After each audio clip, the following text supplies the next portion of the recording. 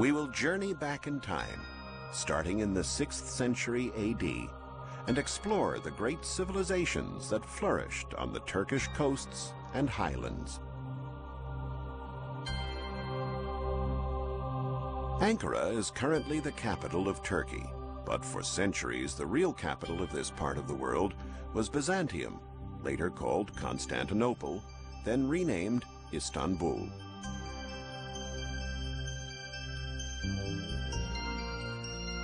Byzantium was full of dazzling monuments. One of them was the Karnak obelisk, erected at the city's famous circus grounds in the first half of the 5th century AD. At the front of the base, there are portrayals of family members of Emperor Theodosius II, along with court dignitaries, watching circus chariot races from an elevated stand.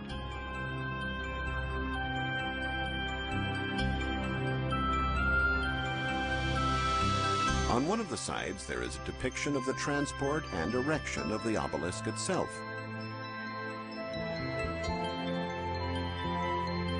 For centuries, Byzantium, or Constantinople, was the preeminent city of the entire Byzantine Empire. It boasted a modern plan and many infrastructures. At the Hippodrome is the Basilican Cistern, a gigantic underground tank constructed perhaps early in the 4th century AD by Emperor Constantine. Its name derives from the fact that it was enlarged using the uncovered area of a nearby basilica. What is exceptional is its 336 columns, all supporting the masonry vault. But certainly the most famous building of 6th century Byzantium is the Church of St. Sophia, or Dome of Hagia Sophia, rebuilt as it appears today by Emperor Justinian. Its original appearance was altered after the Ottomans invaded the city. The church was turned into a mosque, and 4 characteristic minarets were added. Beautiful Byzantine mosaics covered with plaster in 1700 were brought to light in the 20th century when the mosque was turned into the Hagia Sophia, or Hagia Sophia Museum. Saint Sophia was known as the incarnation of divine wisdom. Praying to her in this divine basilica must have filled thousands of visitors over the years with a sense of spirituality and grace. In the southwestern part of Turkey is the city of Aphrodisias, dedicated to the goddess Aphrodite, or Venus to the Romans. Founded in the 5th century BC, Aphrodisias became very important during the Greek-Roman era. Worship of the goddess at the sanctuary here spread throughout the Mediterranean area. Important archaeological discoveries have been made here since the 1960s. One of the most stunning sights is this gigantic stadium. Erected in the 1st century AD, it was over 850 feet long, and its original seats are still intact, arranged neatly in 30 rows. It is one of the world's best preserved ancient stadiums.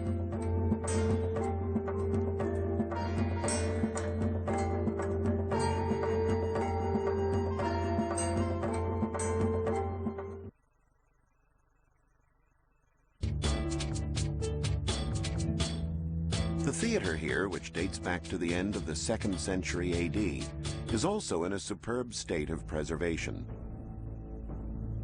It has a capacity of 10,000 spectators. Built by Julius Zolios, it was dedicated to Aphrodite and the city. Zolios was a native of Aphrodisias and a former slave of Emperor Augustus. He did the city a very important service by having it obtain the special status of autonomous city exempt from taxes. The most sacred site in the city, of course, was the sanctuary of Aphrodite. This is the tetrapylon, the gateway to the sanctuary. The tetrapylon was originally composed of 4 rows of 4 columns each. Many of the spiral fluted columns are still standing, with their gables still in place. Today, the tetrapylon is an isolated monument, but in ancient times a compound and a road connected it with the temple of Aphrodite. The temple itself was rebuilt in the 1st century BC with 8 columns on the short sides and 15 on the long sides.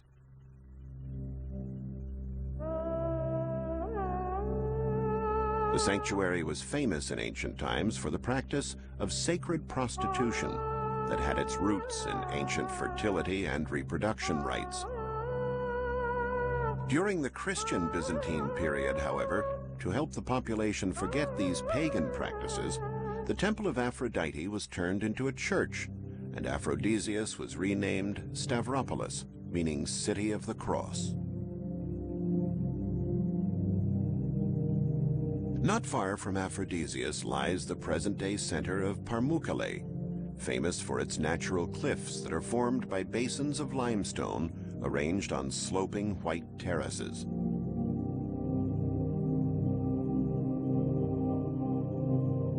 Pamukkale is the site of ancient Hierapolis, founded by the king of Pergamum in 190 BC.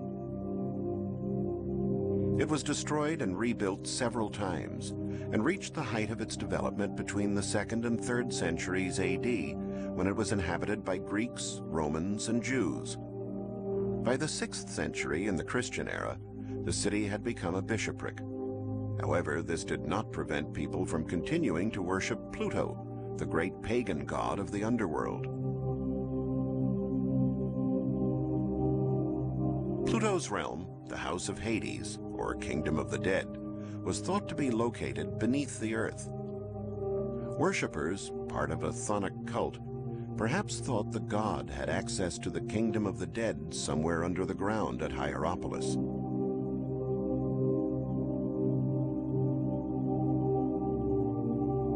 In the 6th century, a monumental colonnaded road that was nearly 1 mile long and 43 feet wide crossed the city.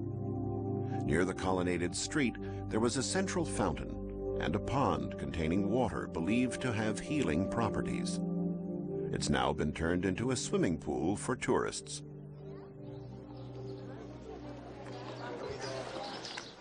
The theater, built in the 2nd century AD, is in such good shape it could probably be used today.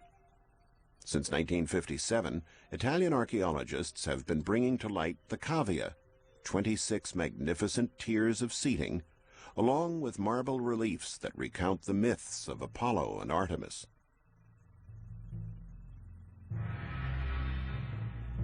The cemetery of the city extended beyond the Byzantine walls. More than 1,000 tombs have been discovered here.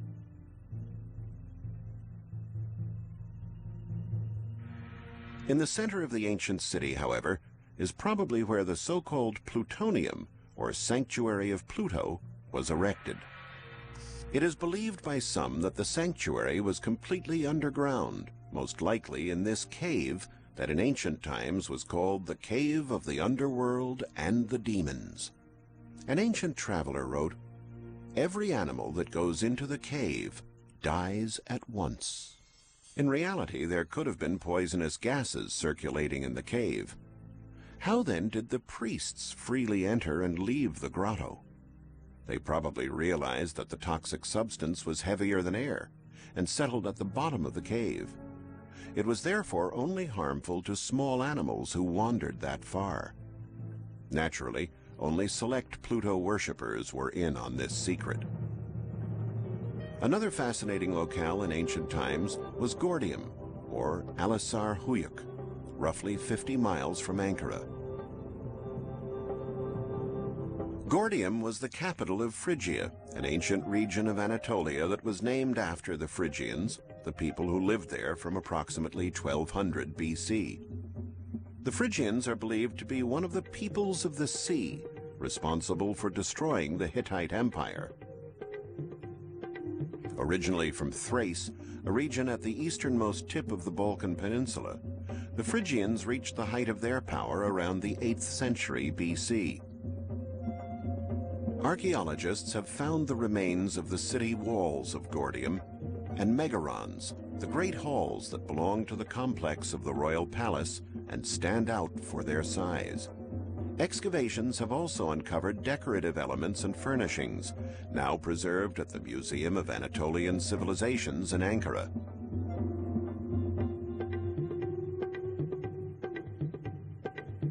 But one of the greatest discoveries concerned the first great king of Phrygia, the mythical and legendary King Midas.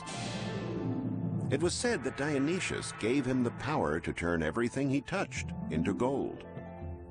In 1949, an American archaeological expedition discovered his tomb, thereby turning a mythical personality into a historical figure. The tomb was 820 feet in diameter and 174 feet high. To access the burial chamber, archaeologists had to dig a 230-foot-long tunnel. They ended up in a spacious hall measuring 20 by 17 feet that was entirely wood-paneled. This is the tomb of King Midas, rebuilt at the Ankara Museum. The corpse was laid on a wooden bed, and bone analysis has proven that at the time of death, the man was about 60 years old and slightly over 5 feet tall. Working from the skull that was found, this is what King Midas would have looked like. His burial kit included tripods, bronze basins, caskets, and other objects, but strangely enough, for the tomb of the legendary King Midas, there was not even one gold item.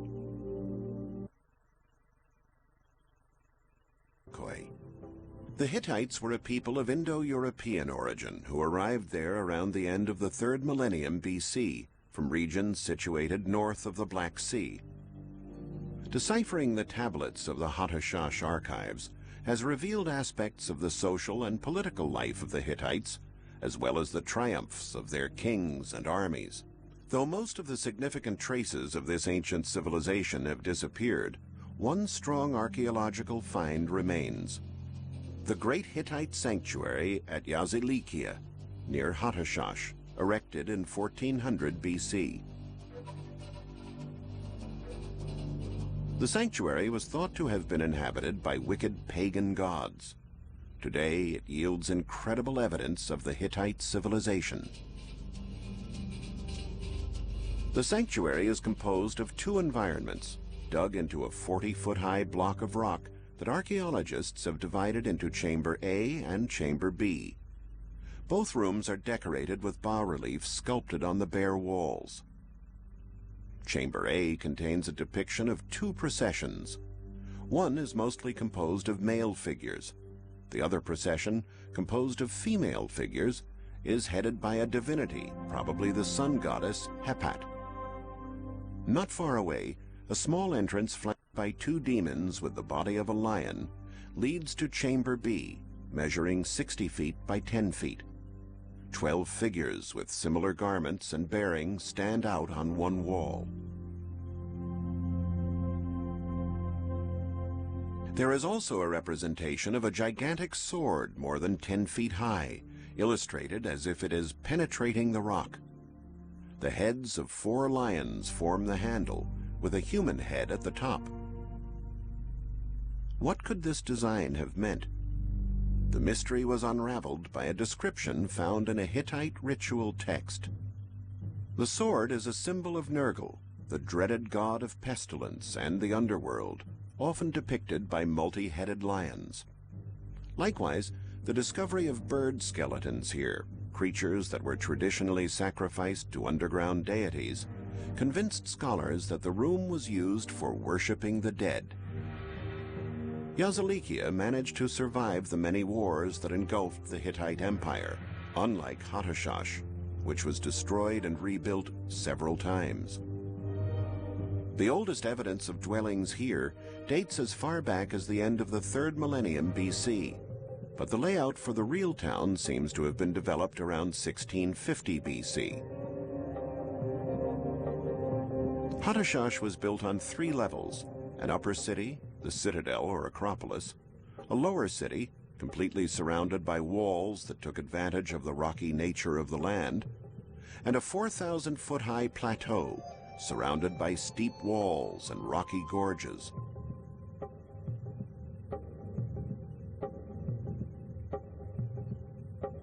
The walls formed a circuit that was about 3.5 miles long. Above an earth bulwark 30 feet high, they had erected crenellated walls alternated with mighty rectangular towers. This discovery allowed archaeologists to understand how the wall was made. It was only one of a treasure trove of finds in the area. Archaeologists also found the so-called Royal Gate, or Gate of the Kings.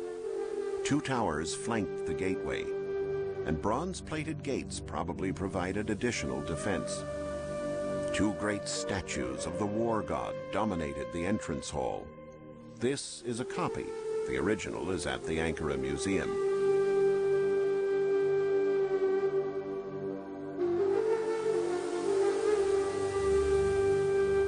Beneath another gate, the Sphinx Gate, there was an entrance formed by a 260-foot-long tunnel, which was probably shut off at each end by huge doors.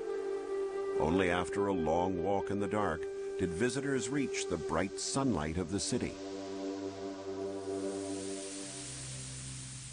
To the west, there was the Lion Gate. 2 lions sculpted on the jambs with menacing, wide-open jaws, the symbolic guardians of the city.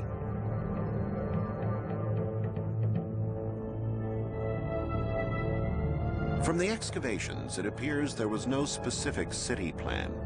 The streets must have been winding and haphazard. In the upper city, archaeologists found many buildings that they've identified as temples. The huge stones making up the construction are perfectly aligned, without any spaces between them. A method also utilized by the Incas in South America thousands of years later. In the lower city, probably the most ancient part of the settlement, stood the great sacred complex archaeologists identified as Temple 1. It is a square-shaped urban area that is roughly 980 feet on each side and cut in 2 by a stately paved street. King Hattusili III had it built around the middle of the 13th century BC. Here they worshipped the sacred couple formed by Hati, the weather god, and Arena, the sun goddess.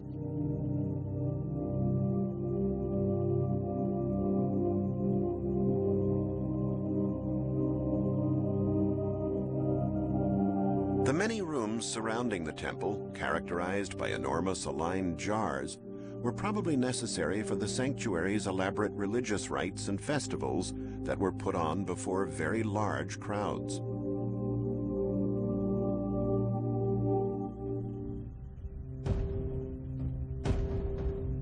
An overhanging rock, now called by the Turkish name of Büyükale, dominated the city.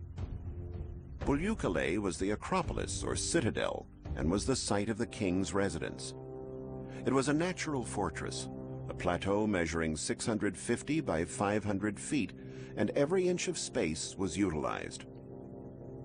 With the gates, the towers, the walls, buildings, and royal palace, the citadel was a formidable site.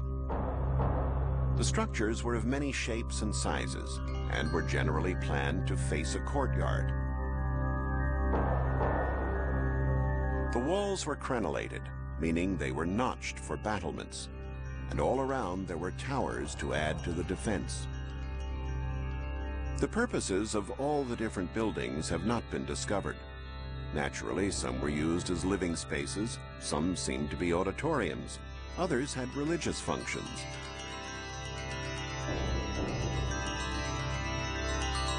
But the capacity of the citadel was immense. According to an inscription on one of the tablets, a king of Hattashsh, after returning from a military expedition, managed to lock up as many as 3,330 prisoners in the royal palace.